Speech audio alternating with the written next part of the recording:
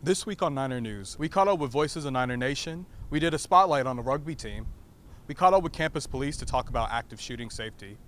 Students also got to voice their opinions on active shooting situations. Niner News starts right now. Voices of Niner Nation share their story on how Charlotte 49ers radio station has changed their lives. Sam Palium has the interview on these two gentlemen. When 49ers fans can't make it out to a men's or women's basketball game, Matt Swearad and Josh Feldman helped to bring the game to life for fans listening at home. And started doing it in college, and my first job out of college was actually here at UNC Charlotte as a grad assistant in 1990.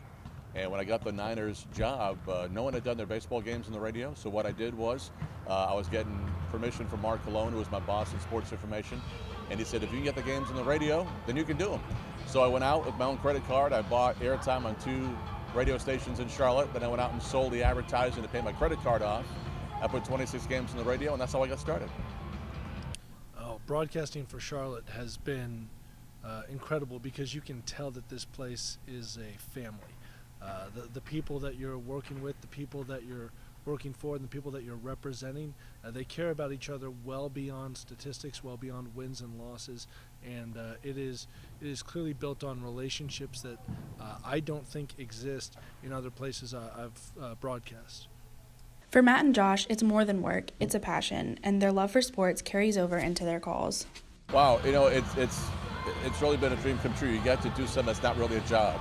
We all work hard, but it's fun. This is what I dream to do. I get to, watch sporting events, and that's my job. I've been here now, like I said, for 18 years. I've met some great people. I've got some fantastic friends that have come out of it, and some great memories. So we're also getting a chance to give the listeners memories as well, and to be a part of that, to be a part of what we have here at the 49ers is really special. Anyone can call a game-winning shot, and I've screwed a few of those up too, but to me, capturing the moments that are going to mean more to the players on the floor and to the fans that are supporting them, those are the ones that I'll remember. Something different every time. There's always a different game. You never get to see the same game twice. You may see the same result, you may see the same final score, but it never unfolds the exact same way. And so I never know what I'm going to be talking about until the game unfolds in front of me. And whether that's with the basketball team, whether that's with the volleyball team, or any other game that I'm calling, it's exciting to see how the game unfolds. And that's the fun part about it, is the unexpected. For the Niner Times, I'm Sam Palian. After winning the national championship, we got to interview the rugby team. Our reporter Drue has more on the story. The world is shaped like a rugby ball. We're here at the Belt Gym to interview some of the UNC Charlotte's rugby team. Today during their practice, they reviewed their game against UNC this month. We interviewed the head coach and the president to talk a bit more about how the year is going. The term is defending national champions, so we have to go out there and defend that, obviously. But just seeing the team progress, all the players individually, and see them, continue to get better and everything like that. So it's been a journey for sure. We have a motto. It's called One More. It's one more game, one more tournament, hopefully one more national championship. But built into that is the players getting better, right? One more performance, one more achievement on the pitch. We have players that have played before. We have players that have never touched a rugby ball. So for me, the goal is to make every individual better, which collectively makes the team better. We followed the rugby players into the union to ask some questions about their season, including the challenges they face and their goals. I would say one of the biggest challenges we have is probably funding. We are underfunded here, but we do what we can. We make do. We all participate to help out each other, make sure we're getting to our tournaments, our games, make sure we have places to stay when we're out there. So that's probably one of our biggest challenges. Little goals, each one of us will become a better rugby player, as it is throughout the culture of the sport. Yeah. It's an amazing sport as it is. We asked how students could get in touch to join the team and some fun facts. It's a lot safer than football, actually. Yeah. USA is number 1 in rugby sevens right now. Big facts. Big facts, yeah, it is awesome. Representing internationally. Hit up one of us if you see us on campus. We'll be all the time wearing rugby shirts. Actually, look it up. Everybody should look up rugby. Watch it. It's an amazing sport. I think it should take over football as it is. This is Drue for the Niner Times. We got to catch up with campus police to talk about the ALICE training, and students also got to voice their opinion on active shootings on campus. The UNC Charlotte Police Department conducted the ALICE Active Shooter Training Class today. Students and teachers participated to find out what to do in the event of an emergency. ALICE stands for Alert, Lockdown, Inform, Counter, and Evacuate.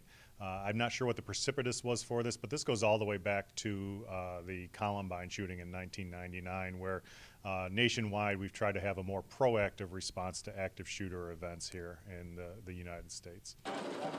Those who participated learned how to barricade the door with materials available to them, as well as how to disrupt an assailant should they enter the room. So I'm actually from the county where Columbine happened, so I grew up with a lot of the lockdown training, probably once a month, and I learned today that that's actually the opposite of what you should do. So locking down and sitting in a corner with everyone in your room is not the correct way to handle an active shooter situation. The thing that you should do more often is to actually be more proactive and confront the person who is doing the attack in order to protect the majority of people. You call 911 from your cell phone. Do y'all know where that's going to go? CMPD. CMPD. And y'all, what does that create if y'all call CMPD? Delay. And does CMPD have a lockdown button to lock this campus down? No. And we actually recommend in an active shooter event that you would message us, because we have more room to get more messages than we do phone calls. Campus Police emphasizes students and faculty use the Live Safe app for any on-campus emergencies. It is a new type of training. It's the next evolution in training here, in that we want people to be proactive before the police department arrives in maintaining safety to themselves and the people around them. From Niner Times, I'm Elizabeth McGuire. Today we asked students on their opinion about how they will react in the event of an active shooter in their local area. Honestly, I think I'd be pretty scared. That'd probably be like a run, call the police type situation and just sit tight until it's over. I'd find the nearest building with a classroom and call the cops from it. I mean, I would be honestly really scared, and I would be more concerned for the safety of others than myself and just try to stay away from the windows.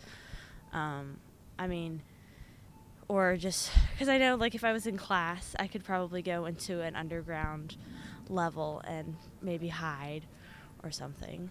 I don't actually know what I would do. I feel like it would just be like an in the moment thing. Like, I think I would probably run into another building or like do my best to get as far away as I possibly could. I would first want to alert the campus police and then try to get off campus as quick as possible. First, I would try to find safety. I would get down. I would hide underneath the table or hide somewhere.